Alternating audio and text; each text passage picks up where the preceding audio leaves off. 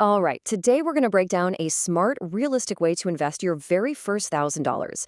We're not talking about hype or get rich quick schemes, just a real step-by-step blueprint that actually works. Okay, let's jump right in. So let me just ask you this. If $1,000 suddenly appeared in your bank account right now, what's the first thing you do with it? It sounds simple, but it's actually a tougher question than you might think. For a lot of us, the options just feel overwhelming, right? Do you yellow it all into one stock? Do you dabble in crypto? Or do you just get paralyzed by all the choices and end up letting it sit in a savings account doing absolutely nothing? Most people either make a risky bet or do nothing at all. Now, before we go any further, I have to say this, and it's really important. This is not financial advice. Think of this as an educational framework, just one strategic way to approach things. You should always do your own research before making any decisions with your money. Okay, enough about the problem. Let's get into the solution. We're going to walk through a 5-part blueprint that shows you exactly how you can strategically slice up that first $1,000. So our journey starts with the first $200. Now, you're probably thinking we're about to put this straight into the market, but what we're actually going to do with it is a little counterintuitive. It might even surprise you. Yep, that's right. The very first step is to not invest all your money. We're taking $200 and just holding it in cash. Why? Well, think of this cash as your secret weapon. It gives you flexibility. Unexpected bills come up. The market takes a dip, creating a buying opportunity. This little buffer is both your safety net and your opportunity fund, all in one.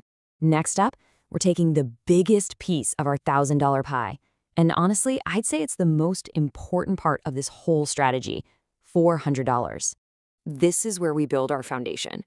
This $400 is going straight into a broad market index fund, something like an S&P 500 fund that you can find on pretty much any brokerage app. Now, this is the slow, steady, boring part of investing. And guess what? Boring works. And this shows you exactly why it's so powerful. With an index fund, you're not just betting on one single company to do well. You're betting on hundreds of the biggest and best companies all at once. It's diversified, it's lower risk. Sure, it's way less exciting than picking a winning stock, but it's also a heck of a lot harder to mess up. It's your bedrock. Okay, so we've got our solid foundation poured. Now it's time to build on top of it.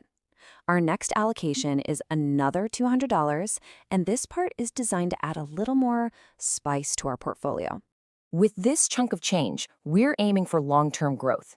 So this $200 is going into what are called growth-focused ETFs. You can think of an ETF, that's an exchange-traded fund, as a little basket of stocks that are all focused on a specific industry, like technology, AI, or maybe healthcare. It gives you more growth potential than the broad index fund, but you're still diversified and not putting all your eggs in one company's basket. All right, now for our smallest slice of the pie that's going into the market. With just $100, we're going to do something a little bit different, something that has a little more risk, but in a very smart, very controlled way. We're going to take what's called a calculated risk. This $100 can go toward buying one or two individual stocks.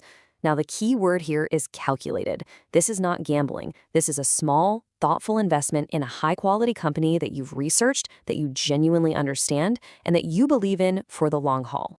And that brings us to our final $100. And let me tell you, this might just be the most important investment of them all. Because this last $100, you invest it directly in yourself. Buy a few books on investing. Sign up for a course to learn a new skill. Get some tools that help you learn, because your knowledge is the one asset nobody can ever take from you. It's what ensures that this first $1,000 is just the beginning of your journey. Okay, so we've covered the what of the plan, but the how you approach it is just as important, maybe even more so. We need to talk about the investor's mindset, because avoiding these common emotional mistakes is half the battle. So this is super important.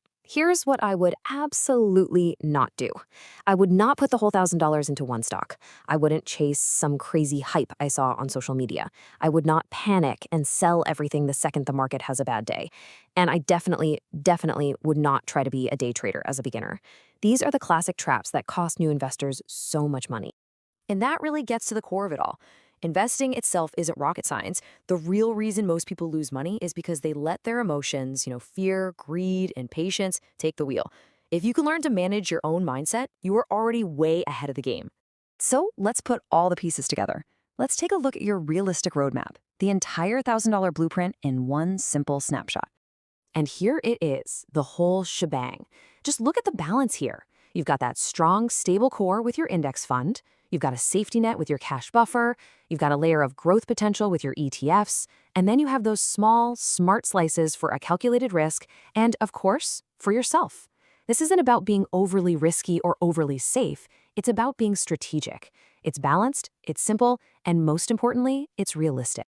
If you only take away one thing from all this, please let it be this.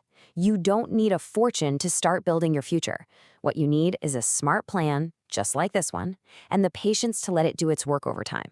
That $1,000 can be the start of something so much bigger if you just treat it the right way. Which brings us right back to that first question, but now you've got a whole new perspective. After seeing this blueprint, what would you do with $1,000 today? I have a feeling your answer might be a little different now.